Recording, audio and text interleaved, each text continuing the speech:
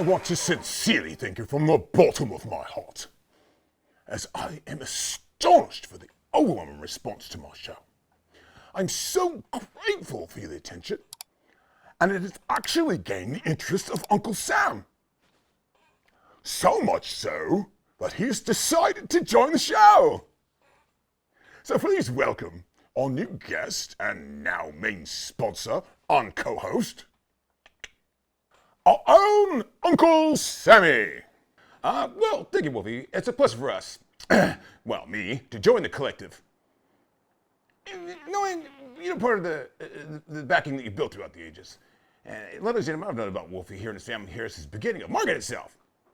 Now, I know his presence here has been a little public in the past few decades, but let me affirm to you, without even speaking of his family history with London, his contribution and success to the American markets has been followed by the pathways of our founding fathers since the official introduction of the gold market, and in the reinvigoration back, the mid-80s, right, Wolfie?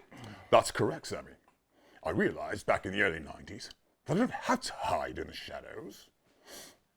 I don't have to lurk in the dark, dirty streets of the city, just waiting for a moment to strike. That's a pun.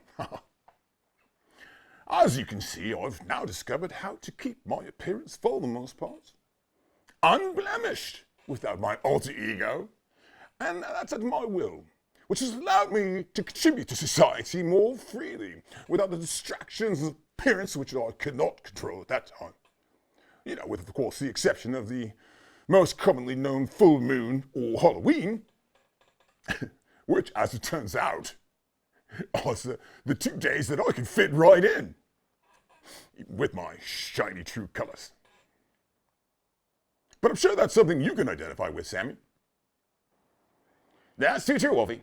It's been long restricted at all the avatar, the chains of isolation, too afraid to disclose my true identity at the risk of being taken advantage of or drawing attention or, have someone follow me home and knock me on the head and steal a car, and now I had to travel with armed guards. But now, believe it or not, good old Uncle Sam has discovered how to live in his own freedom. Well, good Lord, Sammy.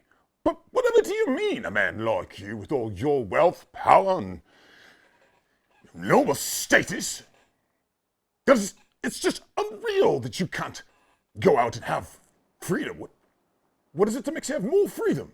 That's right, Wolfie. In the later waste, my enemies are dust and scorched earth. But to what end? Of course, what does that leave me? Just taking it in and become like them? One of them? Nah, that's not the best face of the American way. And why? So I can hide in an ivory tower? Travel in secret? Private jets? Just to go to another ivory tower and be shut down on lockdown. Just begging my family to, come accompany me in a golf course or something so I can feel for a fleeting moment that I'm not actually totally on. Right. Ruling on high from some pit house or private estate, with absolutely no entanglement with the public or everyday people whatsoever.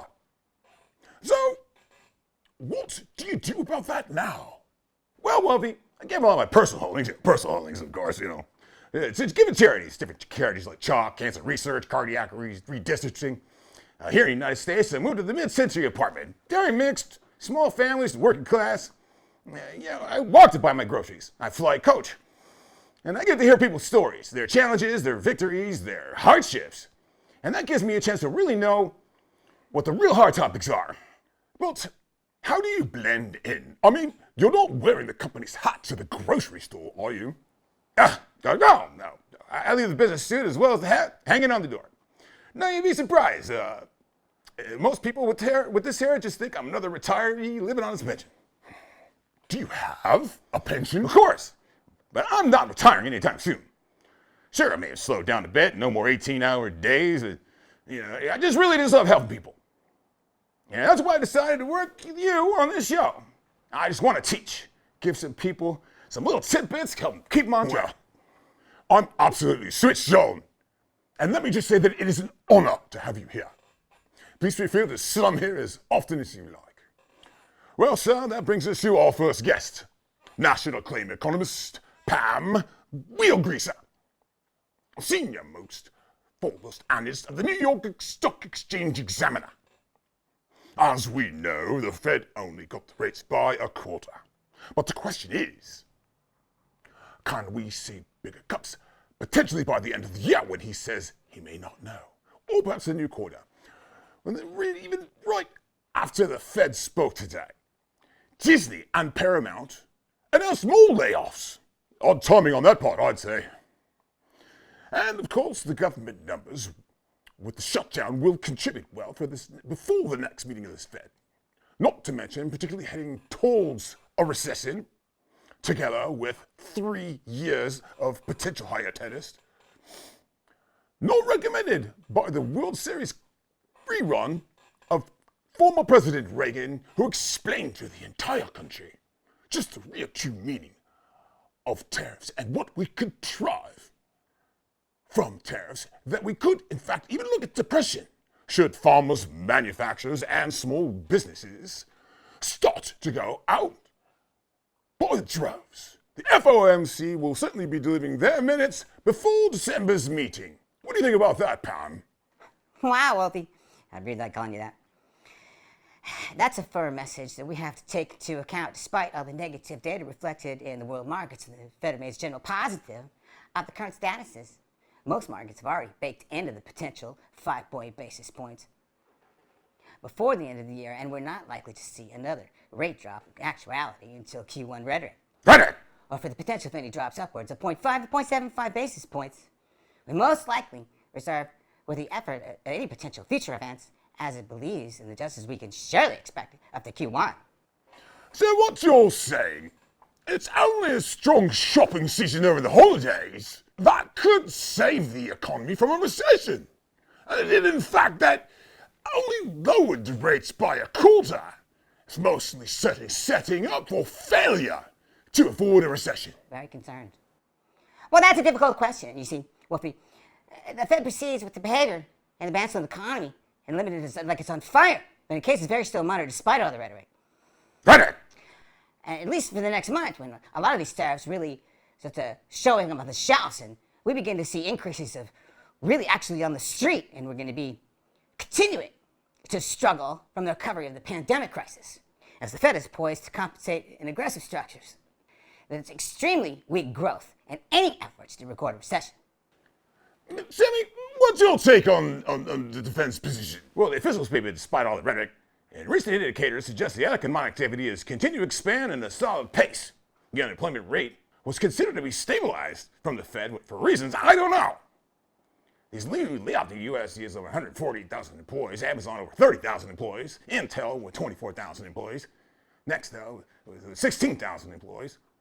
And some the similarities with the government layoffs indicate that it was an attempt not to be able to get at Trump's ill will, but all it's doing is hurting the everyday American people. I say the economic outlook is uncertain. Maybe the 10-year might go to as low as 3.75 by the end of next year. But to what cost? Before we get to the first quarter, we could very well be deep in a recession. Maybe by Q2, will he be forced to lower the rate before he's subject to his potential losing of his chair in May. And Pam, how are we to perceive how this plays out? Can we expect the president to retract certain tariffs when those prices are reflected in the coming month on the shelves? Wow, the president believes in tariffs. If you go back to the late 1980s, he took ads out in the New York Times raving against Japan. So, as we've known for decades, he's under the impression that it protects the U.S. economy. But he was constrained by the markets as it built in his own regime that is skittish at best. For any real-time data, he is forced to rely on his own instincts, thinking that it could return to an era of the United States that is back to something for the late 90s, as it was perceived to be doing well behind tariff wars. But a very, very different environment. The concern is really about bullying our allies like Canada and the expansion of territories to replace trade lines over outright hostility towards Europe. Yes, it's a lot of rhetoric. Rhetoric! Okay, that's what I said, yes. It's not rhetoric. I'm very concerned. Look at the actual covering of funding for science schools do not comply with any performed agenda, military support, lack of supporting Ukraine demands of Russia, rebuttal on the Japanese defense allies, and this is alliances and the cutting off of all democratic programs, the destruction of the people's house. These are all things that, if you're outside the United States, does not insulate any outside investment participation. Not to mention, of course, the fact the underperformance and then taking out of the positive performance that the voters were hoping to see. These are the indicators that we are going to be just luring in a lot of economic downturn during this holiday season.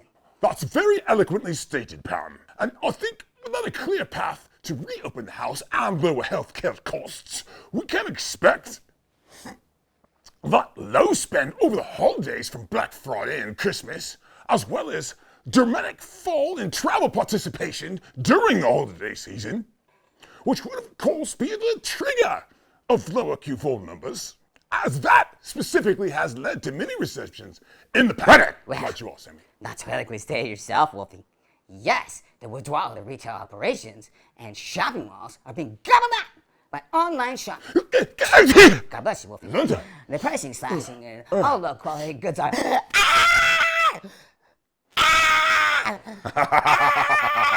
Well, looks like we're going to need an economist. Why doesn't anyone understand that I'm a vegetarian? Pam! Darling, come back! He's a vegetarian! I mean, I only eat one steak a year, and that's only on Halloween. Why only on Halloween? Well, as you can see, I'm a full-blown in my place. That old spice cameraman! It brings out my old instincts. And of course, as always, I have to remind myself, Vegas, baby, Vegas, you know, and all that. What happened in Vegas? Well, you know, if I'm going to have one steak a year, I want to go to Charlie Palmer's at the Four Seasons. And by the way, I recommend that you order all cuts, as I did. Well, as I was Halloween, and since everyone else is dressed up or looking my normal self, I figured I could get away with it. But when I ordered a second round of all cuts, the waiter said I was making other guests uncomfortable and asked me to leave. What did you do? Well, as you can imagine, I was quite upset. And I told the waiter I would only leave if you make me a round of all cuts to go. I take it they refused. That they did refuse. He looked at me with a straight face. He looked at me with a straight face and he said, "Bite me." So I did. The last time he'll try to take someone's plate before they're done. Anyway, so the entire restaurant freaked out and I got stuck with the entire bill. And now, due to the bite, I've got a new cousin on the payroll, of course. Anyway, that's why I don't eat steak in public. Except for maybe in Hollywood, which you can get away with just about anything in Hollywood, can't you? Yeah. Well, lesson learned. So if there's any economists out there that'd like to apply to a new available position, please feel free to email us at wolfiewallstreet@gmail.com. Damn cameraman! You know, from now on, every time you wear your cologne, you'll be the studio gopher. Now, go find me some peanut M&Ms or something. A non-alcoholic thing that calms me down. And go take a shower! Thank you for watching, and please remember to like. Thank you, Sammy. Next week, you'll see highlights from our Halloween costume contest. Free invitation to our office for the best party picture. God bless! And remember, Uncle Sammy wants you